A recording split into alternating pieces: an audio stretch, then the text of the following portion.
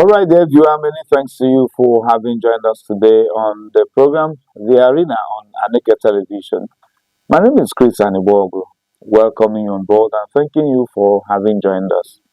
On The Arena today, we are looking at certificate without knowledge, the bane of national development. How much do you know about the certification process in Nigeria, beginning from the kindergarten stage up till the basic education, having the primary school of 6 years, and then first 3 years in the secondary school, and then 3 more years to complete the secondary school. Then from there, one progresses to the higher level in education. Some other persons do not stop there. Higher studies into the postgraduate studies continues until the certificate of doctorate is issued. But then, at the end of the day, does it translate to knowledge? I mean, basic knowledge. And then, have we been able to transform this knowledge into something practical to bring about national development? Well, these are the issues we'll be looking at on the arena today. And we have our guest, a regular on this platform, Dr. Maxwell Menkiti Ngene. He's a senior lecturer at the Department of Mass Communication, Enugu State University of Science and Technology, as well as a member of the Guild of Public Affairs Analysts of Nigeria, Enugu State Chapter. Dr. Ngene, you're welcome, sir. Thank you for having me. And I must confess that today you are looking like one of your students in the classroom. Thank you very much. It was deliberate. You're looking good, sir. Thank you. You're welcome. So, dear viewer, let the program begin. And we want to begin with you on this note, sir.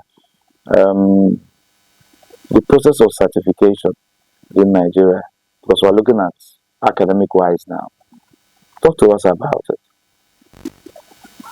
Thank you very much. The very issue of certificates without the requisite knowledge is a profoundly problematic issue that has become very pervasive in our country. And it's very important that people like you bring such issue to the front burner for us to discuss it, because it undermines national development. There are so many reasons for that.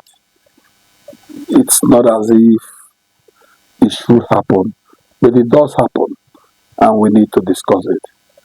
A lot of people appear not to understand the essence of education at all levels. I was surprised when you even drove your point in your opening remarks. You got even up to the doctorate level, which means that in your thinking that there are people who bandy around or carry PhD certificates, which in your own estimation do not really measure up, or you feel that they should not really be answering doctors or even professors.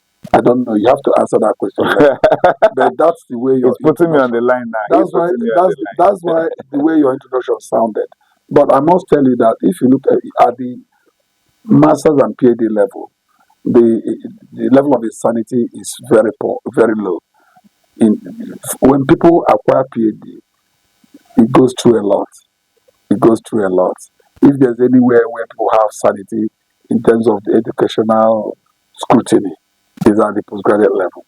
At the postgraduate, believe me, because you won't get it. You won't get it because somebody is. It will come from your school. An external examiner will be invited that you may not even know who he is, and he will come to examine you, and no input whatsoever will come from the department or the faculty where you're coming from, even the school. So if you fail, you failed. If you pass, you passed. So to that extent, I tell you that that's where we have sanity. So, but again, I understand what you mean when you're talking about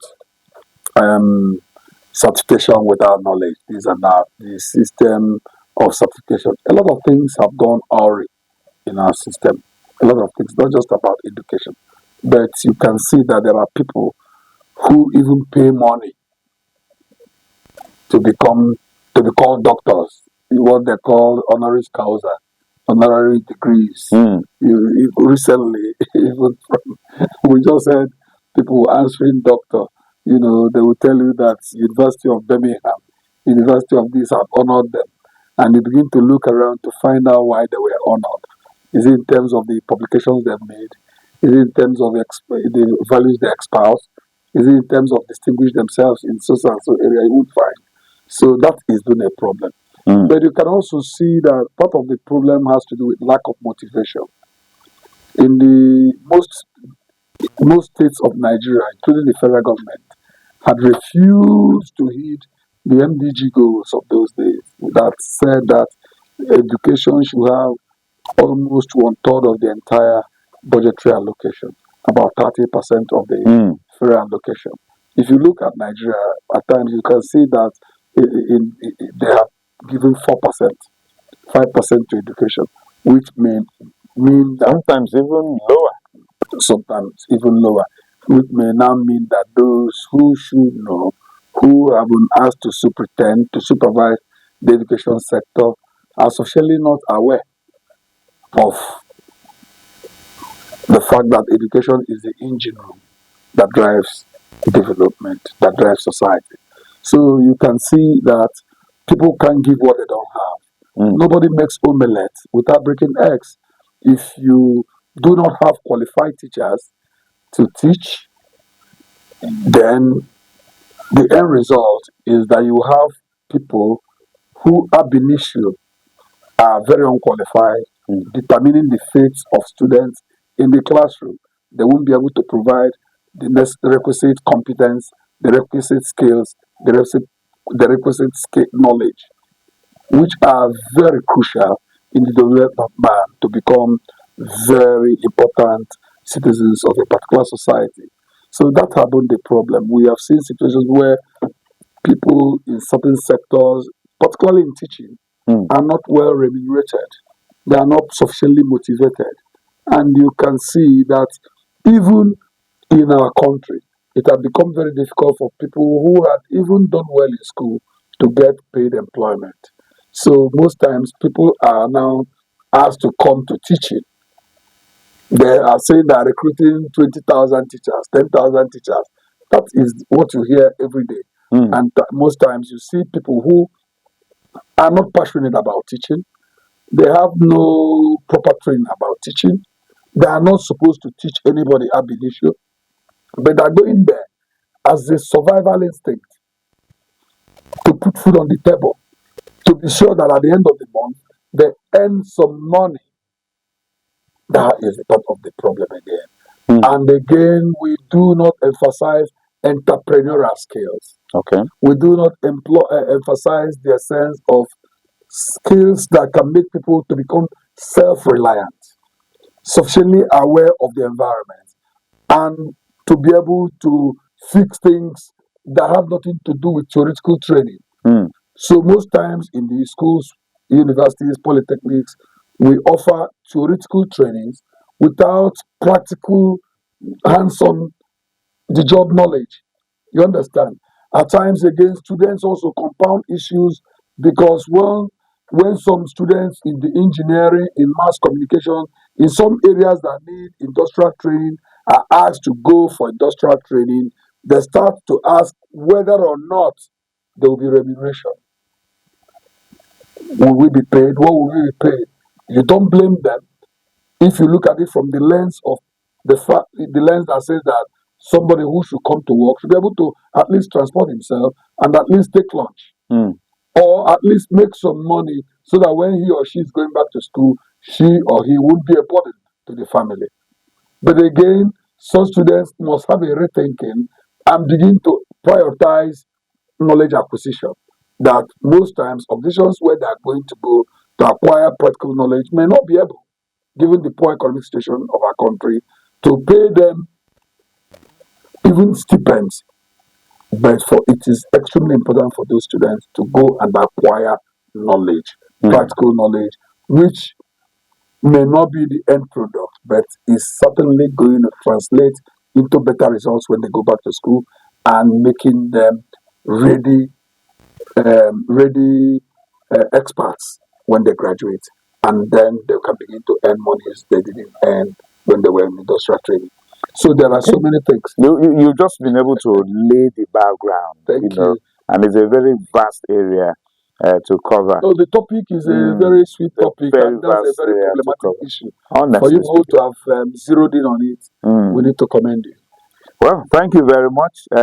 It's a problem for society that every year we chunk out, large number of graduates from the various academic, institutions we have in the country, and then I don't know. I don't know.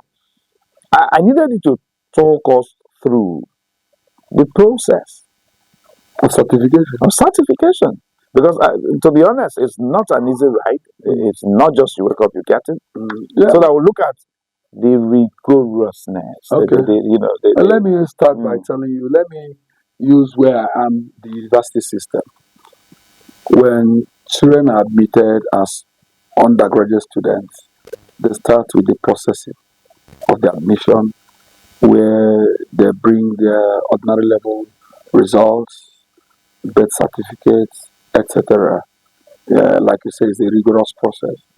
From there, they register their courses, because it is assumed that if you do not register your courses, that you are not a bona fide member of that department or that class. And for you to register for such, you need to pay your school fees. And everything is now done through technology. And that is why a lot of students who are unable to register their courses in universities today, they go through here because they become non-ICT compliant people. And most times they are now forced to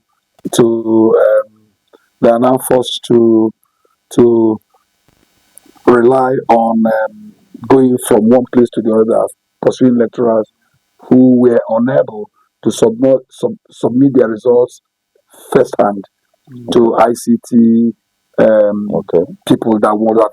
In fact, when you're after marking your script, for instance, the ICT people, you request for answer sheets, result score sheet, and it has to do with those that registered for the course. So at times you can see that you've given results, but there are scripts that don't have results. Those are people who didn't pay for school fees, etc. So that is it. But again, most people forget that after a lecturer has finished submitting his result, marking his paper, he has to send it to the head of department, who will convene a departmental meeting, where every lecturer comes to submit his or her results. And results are usually in composite sheets, where there may be no names of students. The composite sheet will contain numbers of the registration numbers. And it is on composite sheet, where you can now see A, B, C, D, E, F, as the case may be. So you can only know the result of your classmate if you are old enough and you've taken time to memorize the person's registration number. Maybe if the person is a competing student with you, and if you're a very good student, you want to know who is leading and who isn't leading, to be able to be on track with them.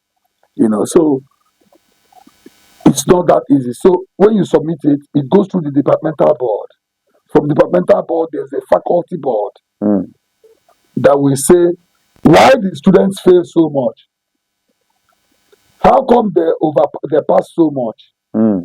Whatever they see at that level, once result is approved, it will now move to exams and records. From exams and records, the registry, everything. So you can see that to acquire certificate in the university, for instance, or polytechnics, is not a child's play. It's not that easy. But there are also bad eggs. That does what now? That are into certificate racketeering. That can promise heaven and earth to students. It is easy today to design certificates, but the students who are not properly schooled may not know that even NYSC could write the department, could write to the school to ask questions regarding a particular student. Was he in this school? Did he graduate? Do you know Maxwell Ngene? He claims that he has a BSc ESU. He claims he has an MSc. he claims he's an academic doctor. If by such a request, which is official, stamped properly, you may be somebody looking for employment, you wouldn't know. You may be applying for visa, you wouldn't know. Some of these things happen. You may be looking for transcripts, you wouldn't know, because transcripts are not supposed to be given to the candidate, or the student. So those things, it's rigorous. It's rigorous that there are bad eggs who promise that they want to cut corners and who want to cut corners and so on. Now the truth is that the government had not really fared well, but there are a lot of stakeholders when it comes to academic issues. Okay, it's not just government. These stakeholders we will identify when we return from this break, because we really want to look at, after one has gone through these rigorous processes now to acquire this certificate. The certificate is supposed to be doing something, indicating that this is a professional. Yes. This is a professional. Yeah. You are certified now as a professional from this institution. But then at the end of the day, there are people who have been certified professionals but could not perform the functions expected of them. You can see that the knowledge is not there. So we'll look at these effects in society when we return from this break. Dr. Maxwell is here. He's not even yet. But we just want to go on this short break. And when we return, the conversation continues around a certificate without knowledge. It's a bane for us here in Nigeria. Stay with us. Welcome to Aneke TV, the heartbeat of culture, truth, and innovation. From breaking news to inspiring documentaries, from grassroots traditions, mysteries of life to global perspectives, we'll tell your stories. We amplify your voice and your vision. With every screen we light up, we connect, inform, and empower. It's more than a television. This is Aneke TV. We move with the world.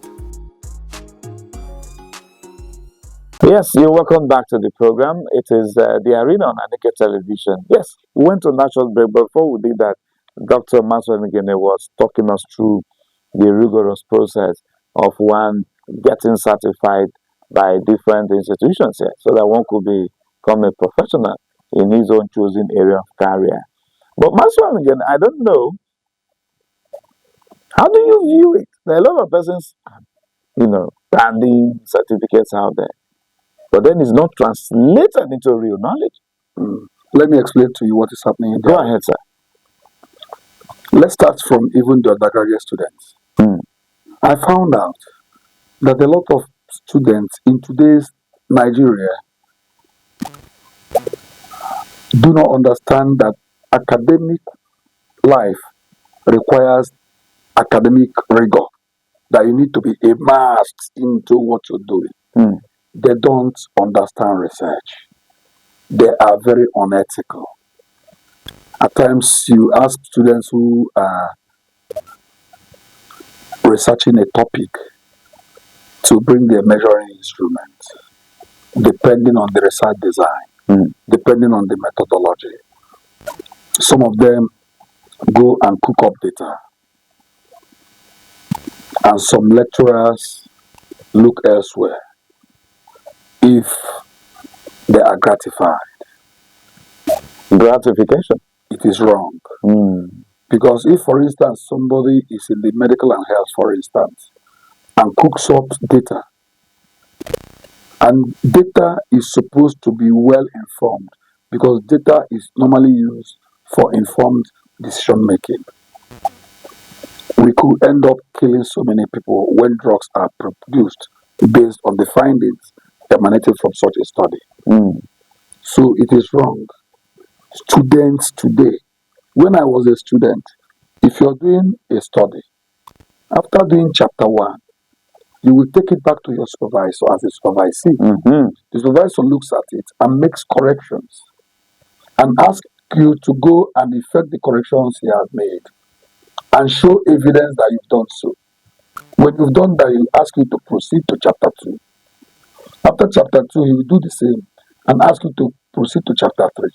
After you've done your chapter 3 and justified the methodology, the rationale for selecting whatever you're selecting, whether you're using survey research method, whether you're doing in-depth interview, whether the study is ethnographic study, whatever it is, whether it's a content analysis, you have to now take the measuring instrument to him to test reliability and validity, so that he will be sure that the questions that are contained in the instrument are measuring the research objectives and the research questions. If he is satisfied, then he can ask you to go and administer it. Most people, most supervisors, most lecturers, I don't know the reason, do not ensure that students bring back evidence to show that they didn't just go to mark questionnaire themselves, but to ensure that they did it. So it's a problem. So the problem may be that somebody feels that government is not really paying enough or ensuring that lecturers and teachers' rewards are not just in heaven, that they get it here on earth. And some people become very unethical, very unprofessional. They have become joy killers. They continue to be anti-society, and so on and so forth. Is a problem. It's a problem. Is a problem. Now, so at times when you're telling, if you are an ethically minded lecturer, you're asking your own part of the students you're supervising, this is the way. This is the way it has to be. Go and do this, go and do this. At times some of them see you as if you're wicked, because they know that some of your colleagues may not be doing it that way, because they're not problematic. They're not asking them to go and spend money to type questionnaire, to photocopy, to go to the location of this area of study to administer it, and so on. So these things are problems, because a lot of people don't understand data analysis. Because when we talk about data, it's just like if somebody has 4 children and they are traveling and they ask the first daughter of the house, please ensure that your brothers and sisters eat when they should. If that child knows that they used to eat 6 cups of rice when parents were there, if he goes to cook the same 6 cups of rice, that is a waste, because he knows that 2 people are not going to feed. Similarly, if you are 10, you should be able to know that 6 cups of rice will not be enough for 10 people. Data. That's the power of data. The power of data. Data is information. Data is information that is properly processed, that helps for informed decision making. Okay, Dr. Masonge, for want of time, the academic environment is designed in such a way that, yes, we could blame part of the problem on the quality of the knowledge being transferred from to the receiver. From substandard lecturers or teachers who were employed because they have Abraham as father. Thank you very much. That's why I told you that this is very broad. Yes. But I don't know if my president could permit that we could run maybe... That was exactly what you said in another topic. We will another episode of this, because if you want to look at the factors that could be responsible, we could quickly look so at many. them. We could, for want of time, there's somewhere I want us to drive at. Yes, sir. Because when you're passing through that institution, academic institution, the university level will tell you in Igbo language, Mahadum.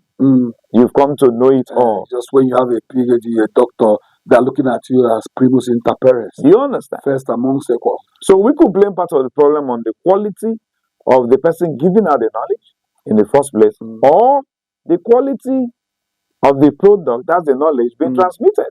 Because sometimes curriculum could be part of the problem. Yes, yes. But then at the end of the process of recruitment. So these things are issues that if we start looking at them today, our time is already up. But then poor infrastructure. So, but if certificate is supposed to be translated into knowledge, how come the society out there places much emphasis on certification, knowing that it's not actually the true test of knowledge? No, well, I don't know. It's a proverb that exam is not the true test of knowledge. In most cases, it is the true test of knowledge. In most cases, that is what it should be. What it should, but not what it is. In some instances, it is. When people make F, make E, and there are people, you went to school yourself. Yes. You do know that at times, if somebody makes A, it demonstrates that that person is far better than others. Some persons in my own days graduated with very wonderful looking results, and yet I know that it's not what it should be. No, it's at that time you may not have gotten to the level where you've gotten to, because now with age and exposure and with the kind of job you do, you're very versatile and your knowledge gap had widened. Your knowledge level had widened to make you understand things better. If you go back to school now, you make first class in your given area. It's as simple as that. It's not like somebody who is working in the studio here now. If that person goes through my students program now, if the person is a good broadcast worker, that person will make a first class or a second class because of knowledge acquired. Because of the practical aspect of the knowledge acquired. Not necessarily because of the certification. All those things are what adds up to certification. Why is society placing much emphasis on certificate other than the knowledge? Where is our education coming from? It is the way the founding fathers made it. That because the thinking when we were small is that Jena go to school. Emphasis was given about regarding the importance of education. It was harped. It was knocked into our brain. It was inculcated. And those days, there were fewer professors. There were fewer doctors. And those people who successfully went through those, rigor are highly placed. They determine how society moves. And society was far better in terms of sanity, in terms of discipline, in terms of, moderation, in terms of even morality. If you look at the kind of houses, most of the things those people did are still there for us. Even those who are now saying education is a scam, this and that, you should not fall for it, because education is not a scam. You can't give what you do not have. But if you are asking, what do we do? Then we begin to provide solution regarding what could be done to strengthen the educational institution, to ensure that the right persons for the right jobs are employed. Let's get there now. You're good. So let's talk about those solutions. So please, viewer out there, Dr. Ngere is theorizing that education is not a scam. Education is the bedrock of society. It is the engine room that drives national development. A society that does not have sufficiently trained people. Education is not just the one you get in the classroom. Education could be formal, it could be informal. But I am also saying that you also need entrepreneurial skills. Even as I'm seated in this studio, I am an expert when it comes to audio. I know how to identify microphones. I know the pickup patterns of microphones. I understand placement of microphones. I understand sound balancing and control. I understand camera movement. I can shoot. After all, I used to record New Masquerade, Bassey and Company. These were network programs. You need skills. That was why when I was working as a media assistant to the then Governor Namani, I was very good because I was in broadcasting for 18 years before that appointment. I was doing Edugu Shahare, I was doing To God Be the Glory, all those kind of things, using those skills to ensure that programs produced are broadcast ready, broadcast quality, acceptable in terms of content, in terms of audio and video fidelity. Those kind of things. You need it. It is not just about going to school. It is about professing what you say you know. It is sad when somebody is said to be a doctor and cannot take care of people who are sick. It is sad when somebody is an engineer, a builder, but will come with substandard houses. This is why society is saying, are these people properly trained? Were they really certified? I can understand it. But again, the solution has to do with those who are at the executive, and thank God our governor is doing something regarding education. You mean in Enugu State? In Enugu State, because whether we agree or not, we keep hearing about the green smart schools. 260 in number. 260 in numerical strength is not one. It is not two. Every ward is getting a brand new school, modern school. Our hope is that government should also insist on recruiting people who have passion for education, people who have passion for giving back to society, people who are ready to undergo the requisite training in ICT compliance, in ICT knowledge, grabbing, and also willing to go to rural areas to teach. Let people who come from particular local government teach in their own local government, so that when it is not properly done, we will know that there are the people who are undermining their own people. Mm. That may be a way out. And government should try, we've heard from the Commissioner for Education, then we should try to ensure that those who teach are sufficiently motivated. Yes, Enugu State is paying 80,000 for the least staff, minimum wage, but in today's Nigeria, a bag of rice, foreign rice, I bought one yesterday for 85,000. Well, if you use all your money to buy rice, you may not have money for transport.